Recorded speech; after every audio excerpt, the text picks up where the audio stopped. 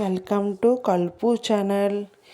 ఈరోజు నాగేంద్రుడికి ఎంతో ఇష్టమైన చిమ్మిడి అనేది ఎలా చేస్తారో చూద్దాం రండి. నువ్వులు అనేది నీట్గా కడిగి ఎండలో ఎండబెట్టిన తర్వాత నువ్వులు అనేది ఎండిపోయిన తర్వాత ఆ నువ్వులు అనేది ఈ చిమ్మిడి కొంతమంది మిక్సీలో వేసి కూడా చేస్తారు. మిక్సీలో కాకుండా ఇలా రోట్లో దంచుకుంటేనే సూపర్గా ఉంటుంది ఈ చిమ్మిడి అనేది.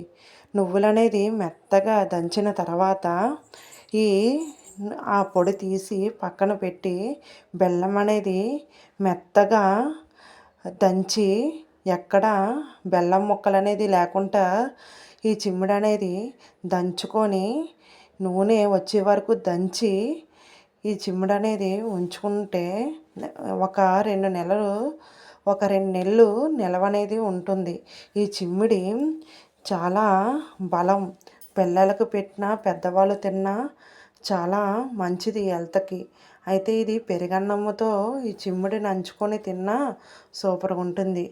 ఈ వీడియో నచ్చితే లైక్ చేయండి, షేర్ చేయండి, కామెంట్ చేయండి.